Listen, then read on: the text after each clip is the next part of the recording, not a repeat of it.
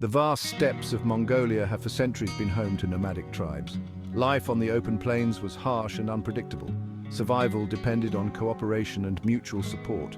In this challenging environment, hospitality evolved into a sacred duty. It became a cornerstone of Mongolian culture.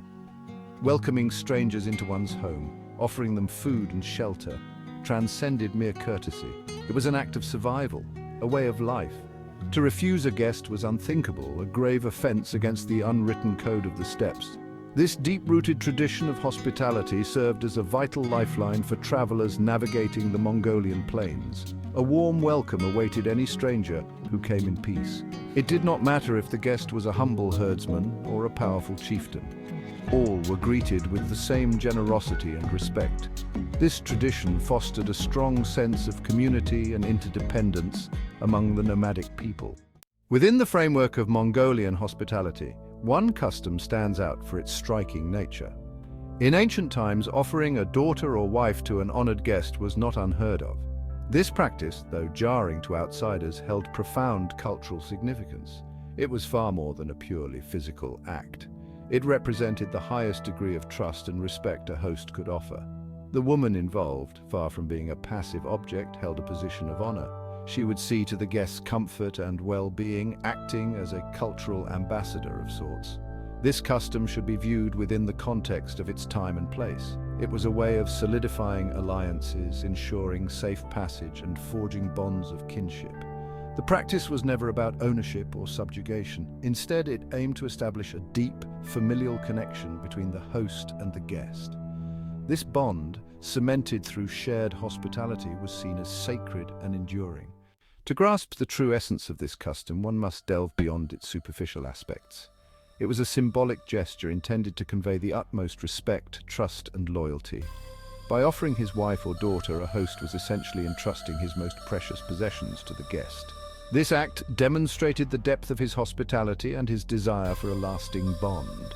The guest, in turn, was bound by honor to reciprocate this extraordinary gesture. He was expected to treat his hostess with the utmost respect and consideration. Any harm that befell her would be seen as a grave betrayal of trust. This intricate web of obligations and expectations underscored the significance of honor in Mongolian culture. The practice also served a practical purpose. In the harsh conditions of the steppe, alliances were essential for survival. Marrying into another tribe or clan strengthened ties and ensured mutual support. It was a strategic move that transcended individual desires. Section 4. Bonds, forged in tradition. The nomadic lifestyle of the Mongols necessitated a strong sense of community. They relied on each other for support in a land where resources were often scarce. Hospitality played a pivotal role in cementing these bonds. It was through such acts of generosity and trust that alliances were forged and maintained.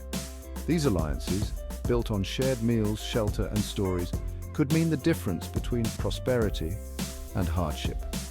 A strong network of allies provided security, assistance in times of need, and access to grazing lands and water sources. The custom of offering a daughter or wife, though no longer practiced, offers a window into the past. It illustrates the lengths to which Mongolians were willing to go to demonstrate their commitment to hospitality and alliance building.